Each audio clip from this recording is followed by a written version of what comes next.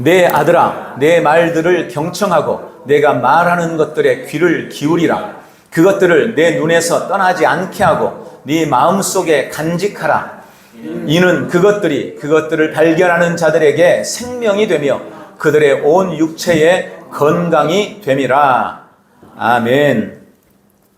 오늘도 주님의 은혜와 축복이 함께할 줄 믿습니다. 우리 잠언서 4장 20절부터 22절 말씀으로 하나님의 처방전 두 번째 시간으로 함께 은혜 나누겠습니다. 지난주부터 건강과 치유에 대한 말씀으로 하나님의 처방전이라는 제목으로 함께 은혜를 나누고 있습니다. 하나님께서 우리의 건강과 치유를 위해 마련해 주신 약이 있습니다. 주님이 우리의 건강을 위해 마련해 주신 것, 혼과 몸의 치유와 건강한 삶을 살기 위해 하나님께서 주신 약, 그것이 바로 하나님의 말씀입니다. 우리는 하나님이 우리에게 주신 말씀으로 신성한 건강을 누리며 살 수 있습니다. 그리고 건강은 하나님께서 우리 성도에게 주신, 우리 성도를 향한 하나님의 뜻입니다. 주님은 우리에게 약을 주셨을 뿐만 아니라 그 약을 어떻게 우리의 삶에 적용해야 할지 처방전도 함께 주셨습니다. 여러분, 약은 단지 먹는 것만으로만 적용되는 것이 아니죠. 어떤 처방은 붙이는 처방도 있죠. 이걸 붙이래요. 어떤 처방은 주사기로 하는 처방도 있죠. 주사기를 통해서 처방을 내리기도 하고, 또 심한 경우는 수술이라는 처방도 있습니다. 질병이나 증상에 따라 처방도 각각 다릅니다. 그래서 치유함에 있어서 처방전은 매우 중요합니다. 처방전대로 하지 않으면 약을 구해놓고도 전혀 효과를 볼 수 없기 때문입니다. 없을 수도 있기 때문입니다. 하나님께서 우리의 건강과 치유를 위해 주님의 약, 말씀의 약을 우리에게 주셨고, 그리고 오늘 본문 잠언서 4장 20절부터 21절이 그 약에 대한 처방전입니다. 그중 지난주에 두 가지를 말씀을 드렸습니다. 오늘 본문 잠언서 4장 20절부터 22절은 이렇게 기록되어 있습니다. 지난주에는 우리가 개역 개정 번역으로 나눴는데 오늘은 킹제임스 버전으로 기록했습니다. 내 아들아, 내 말들을 경청하고 내가 말하는 것들에 귀를 기울이라. 그것들을 네 눈에서 떠나지 않게 하고 네 마음속에 간직해라. 이는 그것들을 발견하는 자들에게 생명이 되며 그들의 온 육체에 건강이 됨이라. 지난주 함께 나눈 우리의 치유와 건강을 위한 의사이신 하나님께서 우리에게 처방하신 첫 번째 처방전은 내 말에 주의하라 였습니다. 내 말에 주의하는 것, 그것을 저는 세 가지로 설명을 드렸습니다. 내 말에 우선순위를 두라는 뜻이었습니다. 흐트러짐 없이 집중하라는 뜻이었습니다. 다른 것은 내보내고 내 말을 받아들이라는 것이었습니다. 이러한 태도와 방식으로 하나님의 말씀을 우리는 주의해서 들어야 합니다. 하나님의 말씀에 주의를 기울여야 하는 것입니다. 두 번째 처방전은 네 귀를 내가 말하는 것에 기울여라 였습니다. 때로는 하나님의 말씀이 우리에게 이해가 되지 않을 수도 있습니다. 사실 자연인의 입장에서 보면, 불신자들의 입장에서 보면 하나님의 말씀이 이해가 되는 게 오히려 이상한 일입니다. 그러나 우리 성도는 거듭난 우리에겐 성령님이 계셔서 그분이 우리에게 가르쳐 주시고 깨닫게 해 주십니다. 그럼에도 불구하고 여전히 우리가 성경을 읽을 때 이해되지 않은 것들이 있을 수 있습니다.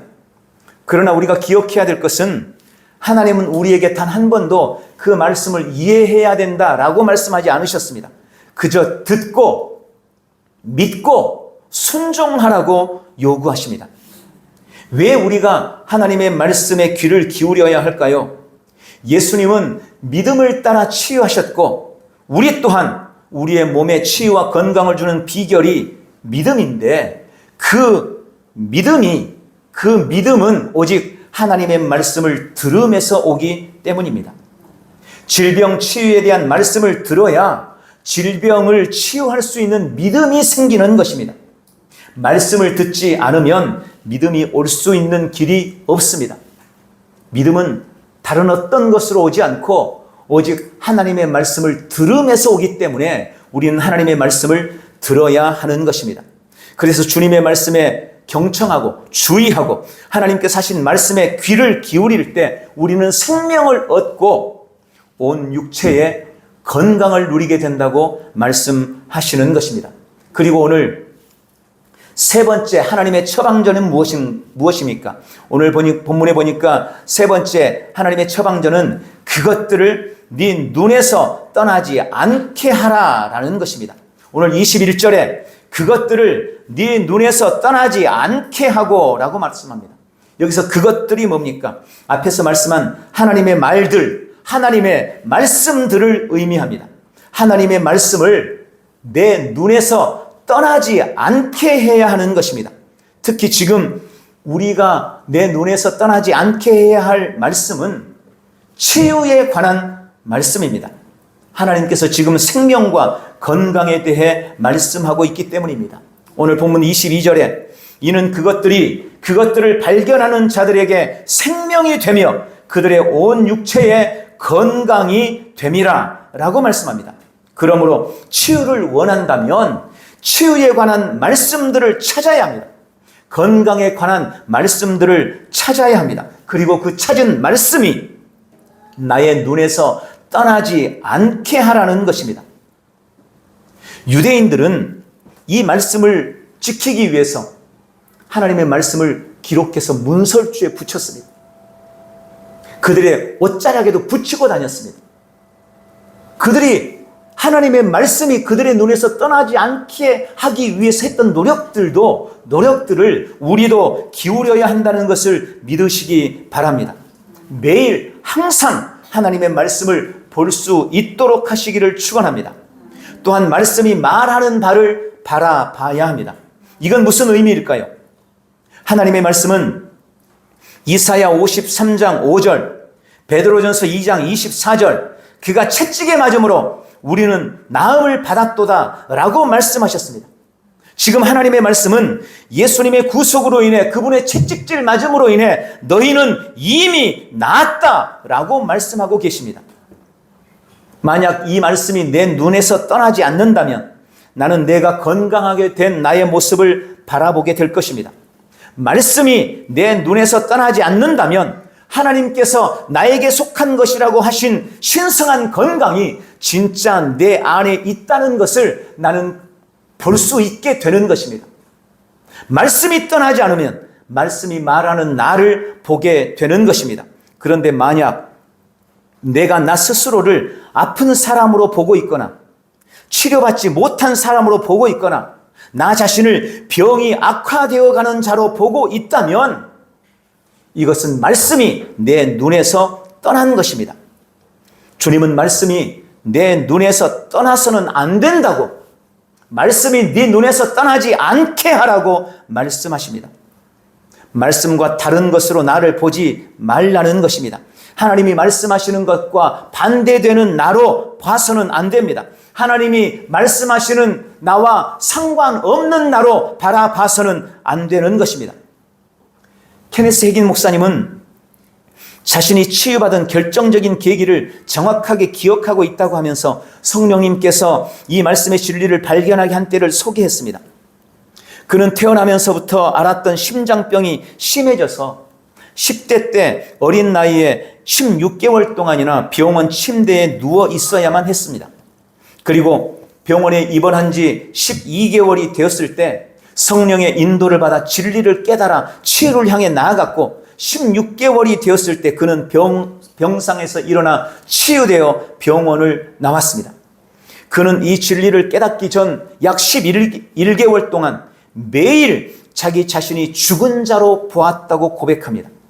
하루 24시간 동안 오직 육체의 증상과 아픔 외에는 다른 아무 할 일이 없어서 병원에 꼼짝 못하고 누워있던 그는 날마다 매일 자신이 죽는 것을 하루에 수십 번씩 보고 있었습니다. 그는 그렇게 기록했습니다. 병실에 불이 꺼지고 사람들이 잠들고 나면 나는 의사가 나에게 사망 선고를 내리는 것을 보았습니다. 장의사가 와서 내 몸을 닦고 흰 옷을 입히는 것을 보았습니다. 내 몸을 관 속에 눕히고 온 식구들이 관 앞에서 오열하는 것을 보았습니다. 내 관을 들고 교회로 가서 교회 통로에 관을 놓고 설교자가 설교하는 것, 성도들이 찬송을 부르고 돌아가며 관을 들여다보는 것을 보았습니다. 나도 그 사람들 사이에서 관에 누워있는 차갑고 흰 죽은 나를 바라보았습니다. 영구차가 와서 나를 싣고 묘지로 들어가고 방금 판 무덤에 관을 내려놓고 사람들이 꽃을 놓고 하관 예배를 드리는 모습을 보았습니다. 관 뚜껑을 닫고 흙을 뿌리는 것을 보았습니다. 흙을 쌓아 올려 무덤을 만들고 꽃들이 심기고 친구들이 떠나가는 모습, 가족들이 울다가 떠나는 모습, 내 무덤에 태양이 내리쬐고 눈과 비가 오고 그렇게 점점 내가 잊혀져 가는 모습을 나는 매일 바라보았습니다.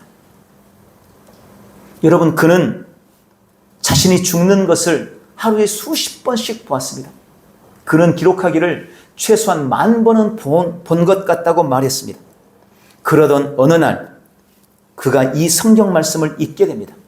내 아들아, 내 말들을 경청하고 내가 말하는 것에 귀를 기울이라.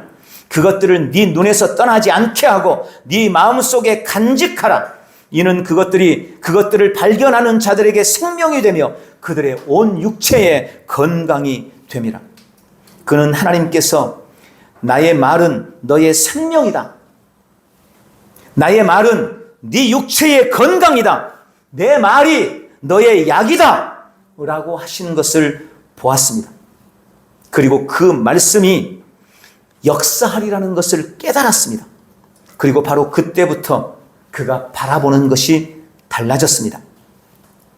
그는 하나님의 말씀을 그의 눈에서 떠나지 않게 했습니다. 그리고 그때부터 그가 보는 것이 변했습니다. 이미 5명의 의사가 아무 손을 쓸 수 없다며 그가 죽을 수밖에 없다고 한 것을 알고 있었지만 그는 이 말씀을 알고 나서 건강한 자신의 모습을 바라보기 시작했습니다. 여전히 심장마비가 일어났고 증상은 점점 악화되는 것 같았지만 그는 심장마비가 일어나면 그 면전에서 웃어버렸다라고 간증합니다. 그는 자기 자신을 나은 것으로, 자기 자신을 건강한 것으로 바라보았습니다. 통증이나 증상과 상관없이 그는 건강한 자신을 바라보기 시작했습니다.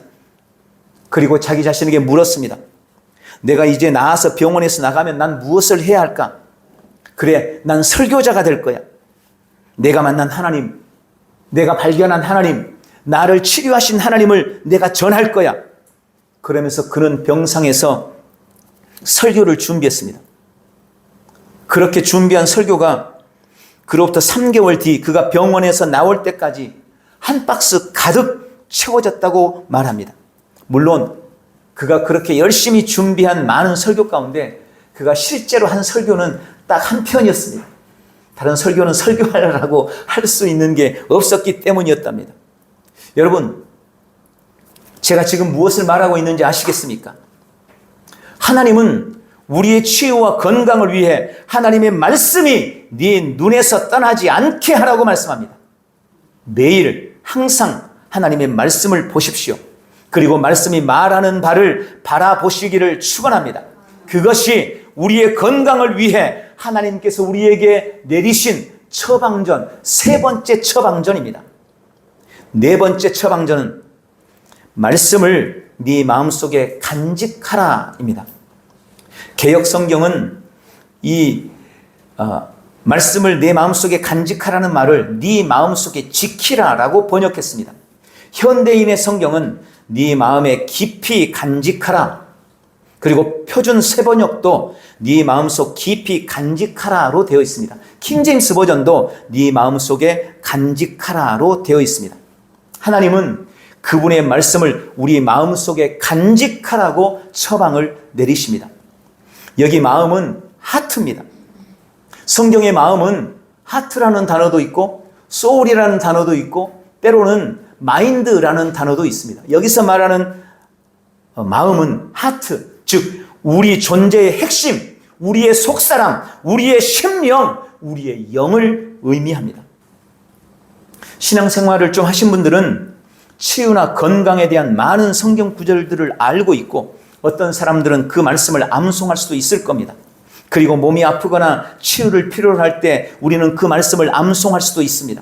그러나 많은 경우 그러한 행위들이 우리의 지적인 수준에서 머물러 있습니다. 다른 말로 말하면 머리로만 이 말씀을 알고 있다는 것입니다. 네 마음속에 깊이 간직하라라는 이 말씀은 그저 머리로 암송하라는 말이 아닙니다. 그 말씀을 우리의 하트에, 우리의 심령에, 우리의 속사람에 넣으라는 말입니다. 시편 119편 11절 내가 주께 범죄하지 아니하리하여 주의 말씀을 내 마음에 두었나이다. 여러분, 하나님의 말씀이 우리가 말씀을 내 마음에, 내 심령 속에 집어넣어야만 그 말씀의 역사가 나타나는 것입니다. 그럼 어떻게 말씀을 내 심령에, 내 마음에 넣을까요? 하나님의 말씀을 내 심령 속에 집어넣으려면 말씀을 한번 읽고 잊어버리거나 그저 머리로 암송하는 정도로는 안 됩니다. 말씀을 심령에 심으려면 읽은 말씀을 묵상해야 합니다. 케니스 해긴 목사님이 그분이 쓴 책에 보면 그가 하나님의 말씀을 어떻게 심령에 간직했는지, 그가 어떻게 하나님의 말씀을 마음에 담았는지, 마음에 간직했는지, 그가 어떻게 말씀을 묵상했는지에 대한 중요한 예시가 있습니다. 그것을 이 시간에 잠깐 소개해 드리겠습니다. 한 번은 이 목사님의 어린 딸 팻이 눈 주위에 커다란 종기가 생겼습니다. 그는 그의 딸의 머리에 손을 얹고 종기가 사라지고 깨끗이 낫도록 하나님께 기도했습니다. 그리고 그는 집회를 위해서 다른 지역으로 떠나게 되었습니다. 며칠이 지나서 집으로 전화를 했는데 그의 아내가 딸의 종기가 점점 심해지고 있고 다음 주엔 학교에 간호사가 올 텐데 틀림없이 왜 병원에 데려가지 않았느냐고 할 텐데 그때 뭐라고 해야 할지 모르겠다고 걱정을 하더랍니다. 이 목사님은 내가 내일 모레 다시 연락을 하겠다고 하고 전화를 끊었습니다. 그리고 낮에 집회를 하고 저녁 때 집회가 끝난 후 저녁 10시가 되어 숙소에 돌아온 그는 성경을 펼쳤습니다. 그리고 창세기로부터 치유에 대한 성경 구절을 찾아 읽기 시작했습니다.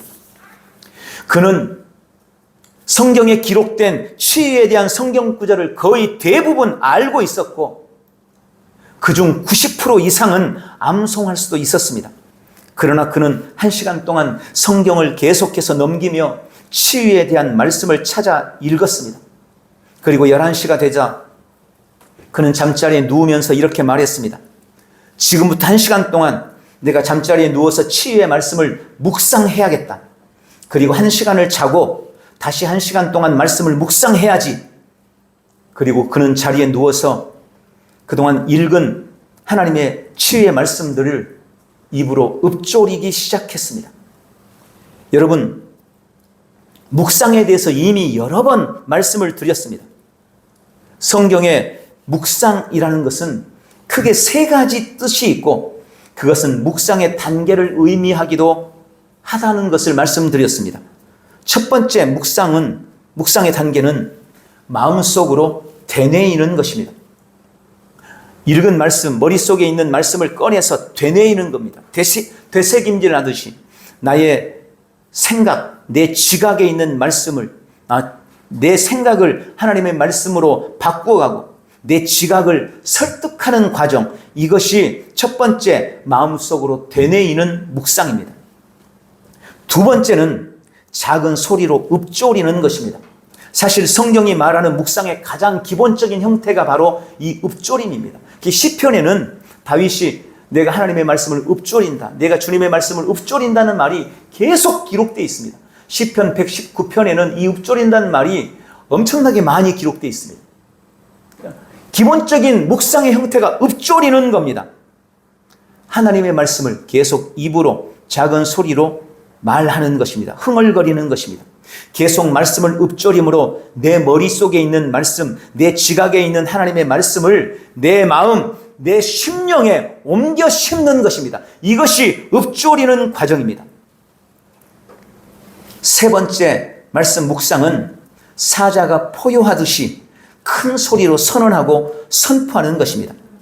내 심령에 심겨지고 내 마음속에 간직된 하나님의 말씀을 다시 내 입을 통해 선언하고 선포할 때 그 말씀은 다스림과 통치를 가져오는 것입니다. 여러분, 그냥 암송하고 있는 것을 말한다고 해서 그게 능력이 나타나는 것이 아니고 내 심령에 심겨진 말씀, 내 마음에 심겨진 그 말씀을 꺼내서 그 말씀을 내가 입으로 선언하고 선포할 때 그것이 다스림과 통치를 가져온다는 것입니다. 여러분, 이것이 묵상의 의미고 이것이 묵상의 단계입니다. 그는 1시간 동안 계속해서 자신의 지식에 있는 치유에 대한 말씀을 읊조리며 그 말씀을 마음속에 담았습니다. 그리고 1시간이 지나서 잠을 1시간을 자고 그는 그렇게 말합니다. 자기 영에는 자명종이 있대요. 그래서 내가 1시간만 자야지, 그러면 1시간만 자고 깬답니다. 어쨌든 그는 그렇게 1시간을 읊조리고 그리고 1시간을 잠을 잤습니다. 그리고 1시간이 지나서 또 일어나서 1시간을 또 읊조리고 또 1시간을 자고 다시 1시간을 읊조리고 이렇게 아침까지 그 일을 반복했습니다. 아침이 돼서 그는 교회에 나가 종일 집회를 인도하고 저녁에 돌아와 다시 똑같이 치유의 말씀을 다시 읊조렸습니다. 그리고 그 다음날 오후 그는 전화를 걸어 그의 아내에게 말했습니다. 여보, 우리 팻이 딸의 이름입니다. 팻에게 너는 치유받았단다. 2 더하기 2가 4고 3 곱하기 3이 9인 것을 아는 것처럼 나는 우리 팻이 이미 치유받았다는 것을 알고 있다 라고 말해줘요. 그리고 전화를 끊었습니다.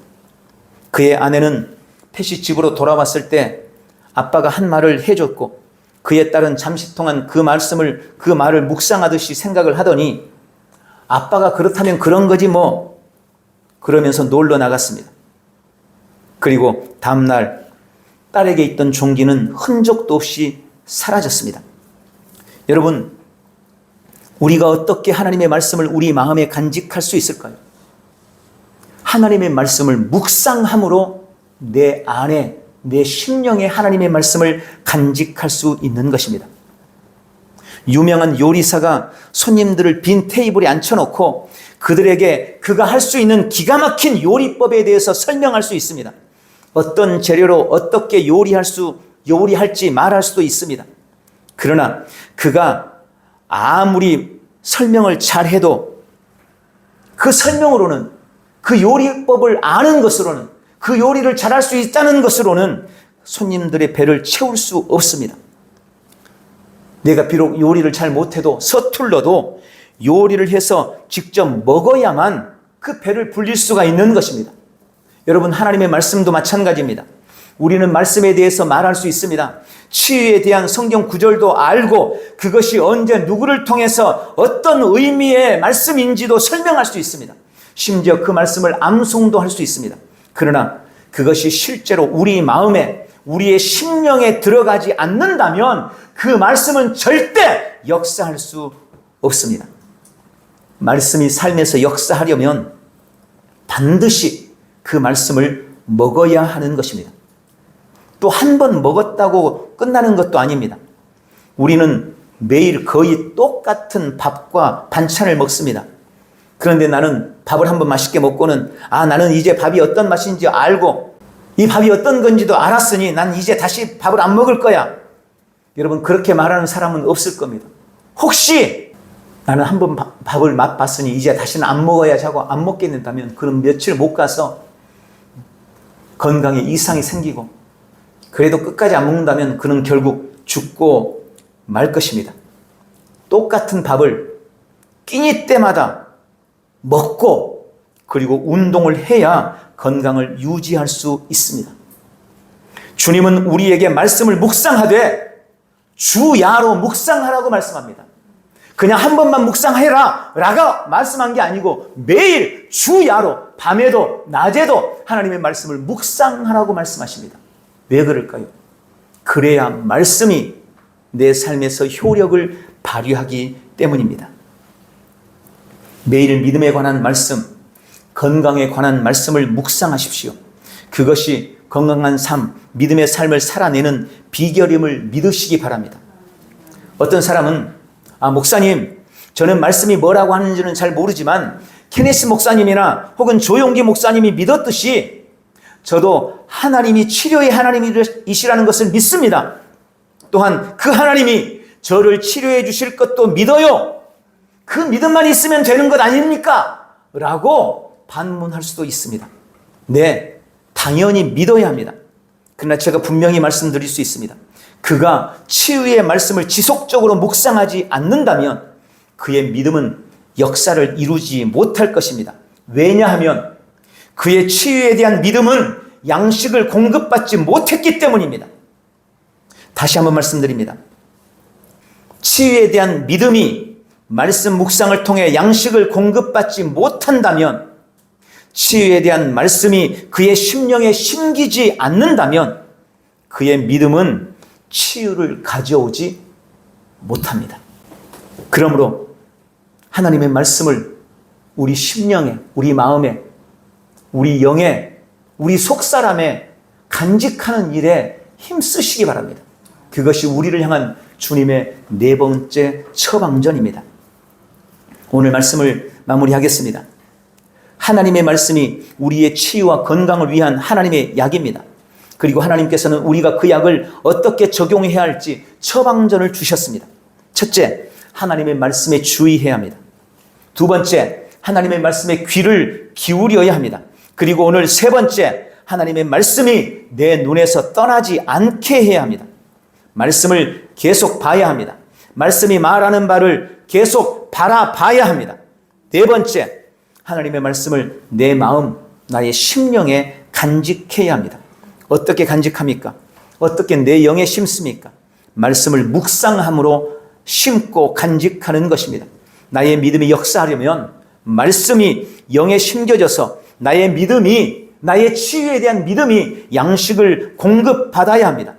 오늘 이 처방전을 잘 기억하고 처방전대로 행함으로 치유와 신성한 건강을 전 삶에서 누리는 복된 성도들이 되시기를 예수님의 이름으로 축원합니다.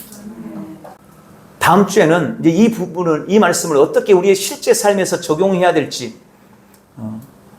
그 부분에 대해서 함께 은혜 나누려고 합니다.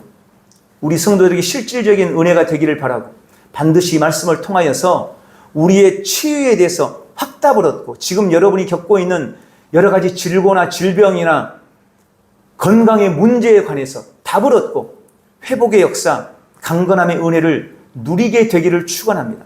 저는 그것을 기대하고 있습니다.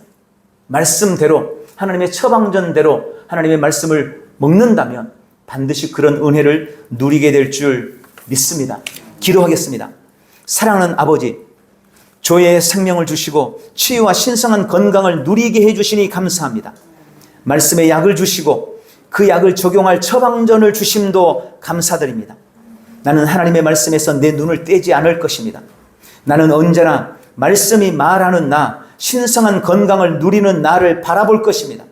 나는 하나님의 말씀을 내 마음속 깊이 간직합니다. 매일 치유의 말씀을 읊조리며 묵상함으로 말씀이 치유 믿음의 양식이 되게 할 것입니다.